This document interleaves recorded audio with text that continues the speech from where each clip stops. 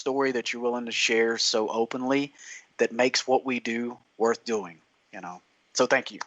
Absolutely. Thank you. And I've watched it work for so many other people. I have to tell the story really quick, and then I'll talk about some of my other products. But I had a customer come in, and him and his wife were in visiting from out of town. And he was trying to tell me that, like, his knees, he couldn't bend his knees, and he hadn't been able to in years. And so he walked in pain with very stiff legs. And I was telling him about your CBD oil, and he was skeptical. And I told him my story, and I told him what I knew about it, and he was like, okay, well, I'm gonna try a small bottle. And I was like, okay, cool, just let me know.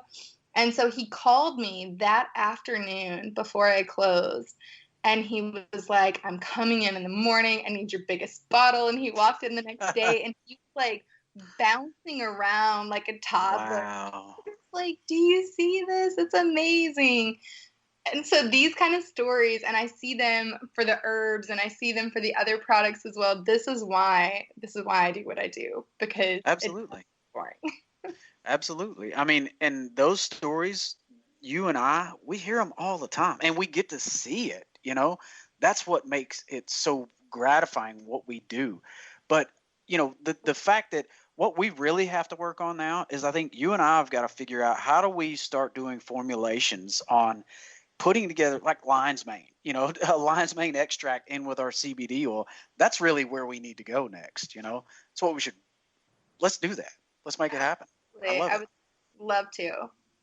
Well, we're going to. Awesome. Some of the other cool products we have over 100 dried herbs and ingredients. We have tons of books on everything from spiritual things to herbs and health implications to feminine empowerment.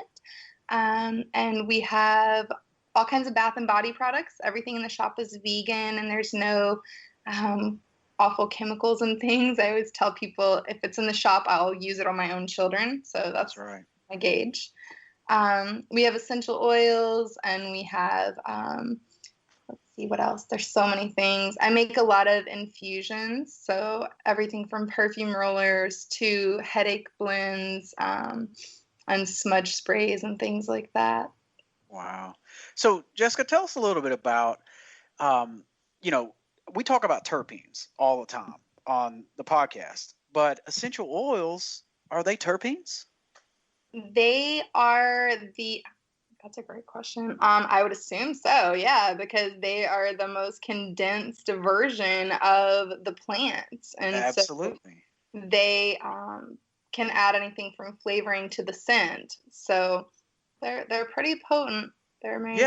Yeah, and that's what people don't understand, that are not getting the education that we often provide. And that's what, makes you so powerful at what you do, because you're willing to educate, and us too. But terpenes are what give cannabis its entourage effect. With the other cannabinoids, the terpenes and the flavonoids, that's how you get the synergistic effect, the benefit of it. Well, essential oils work the same way, where you can use one essential oil that helps you sleep. You can, others wake you up. How do essential oils work, and what are their uses? The uses, honestly, are as vast as the herbs. And so, again, they have everything from the spiritual properties to the medicinal properties. I love combining them. I use both for myself and my family, because I find that the oils are great for on the go. If you need something fast, if you need something simplistic, you don't want to brew something up and, make magic in the kitchen happen, then they're a really nice way to bring those properties in. So anything from, I'll use my own house this morning. So my baby is not feeling well this morning. And so upset tummy, I put a drop of one type of oil on his belly. I put an immune boosting oil on the bottom of his feet and his spine. And I put another oil under his arms to bring down fever. 3 oils. I hit everything without him having to try to convince him to take any kind of tea or bath or anything like that. So they're pretty powerful. So you mentioned you put it on his feet, on his tummy. Why do you put it in those locations? Is there a specific reason for that? Well, under the arms actually can help bring down fever. So peppermint and lavender can both help calm a fever without any type of Western medicine if you put it under their arms. Um, and I would assume that has something to do with the lymphatic system and the different receptors that are under there. Things around the belly and especially the belly button. The belly button was your umbilical cord link. And so when you were in the womb, that's actually how you received your nutrients. And so it's a really potent way to still receive things into your body, um, which is just mind blowing to me. That is. I mean, that's the first time I've ever heard anybody say that. But that makes more sense than just about anything I've ever heard in my entire life. That was mind blowing to me just in the statement you made. So thank you for pointing that out to me. Absolutely. So the feet too. Does he have some what's the vascular system look like in the feet? So the feet actually, I'm a reflexologist from back in the day, and so the feet are really amazing because they map out your entire body, like with using Chinese medicine meridians on the bottom of your feet. And so I usually put something right in the middle of the sole of each foot because that is kind of the central point of the body. And so that's one of the hot spots, that and the spine for the immune boosting oils. Anytime people are using oils, they need to be mindful of how sensitive their skin is Right. and probably dilute it with a little bit of a carrier oil. Well, you mentioned magic in the kitchen. So what is magic in the kitchen? What you're talking about the oils, would they just take it out and put a little drop on? What's magic in the kitchen mean, Jessica? Well, I craft a lot of the products here for the shop and for my own home. And so when I talk about magic in the kitchen, I'm talking about anything that I'm making because anything that I make, I am infusing it with my love and with my intentions and with my energy. And to me, that's the definition of magic, right? Right. Absolutely. And so anything from like face moisturizers that I'm making to headache rollers to smudge sprays or anything else, whenever I'm crafting something using the herbs and the oils, that's what I'm talking about. Well, so when your customers come in, can they buy stuff from you and then craft their own and make their own magic? Absolutely. I encourage it. And I always tell people if you want to make the things that I make here in the shop, I will give you my recipe. I will talk you through it. Because to me, that's where the potency comes in. I'm happy to make it, but kind of that you fish for a man, you feed him for a day, you teach him to fish, like then he can do it on his own, right? Well, And I'll tell you what, I'll make a commitment that I'm coming down anyway. We're going to do a training there in July sometime. But what I would like to see us do is maybe let's do a couple videos, maybe, doing some formulations. I can bring some crude down, some isolate down, and we'll just concoct some stuff and make some magic in the kitchen. What would you be up to that and open for it? absolutely, that sounds amazing.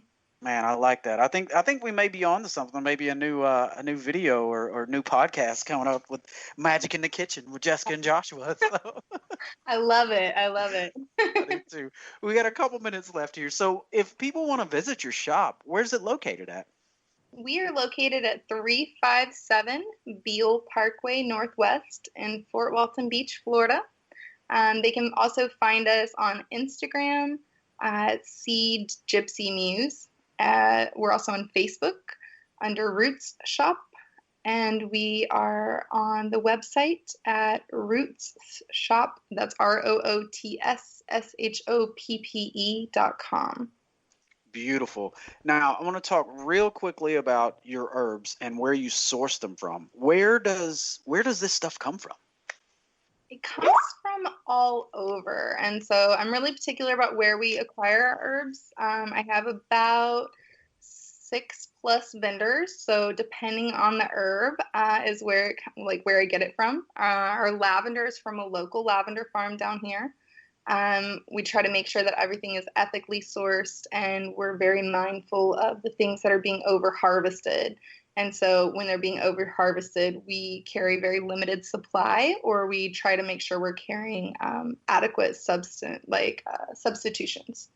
Man, that is so phenomenal. I've actually got a lady that grows holy basil I want to get you introduced to as well sometime soon. So, Jessica, I can't say thank you enough. Jessica VILLAREAL Hayes, did I give it anywhere close? That was so good. That was so good.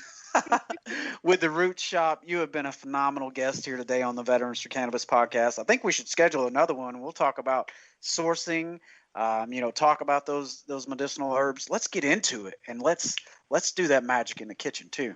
Absolutely. Thank you so much for having me, Josh. Oh, absolutely. Guys, thanks so much for tuning in today at the Veterans for Cannabis podcast. I'm Joshua Littrell, and we're signing off. Take care. Line over there, send the word over there, that the Yanks are coming, the drums coming everywhere, so prepare, say a prayer, send the word to beware, we'll be over, we're coming over, and we won't come back till it's over there, over there.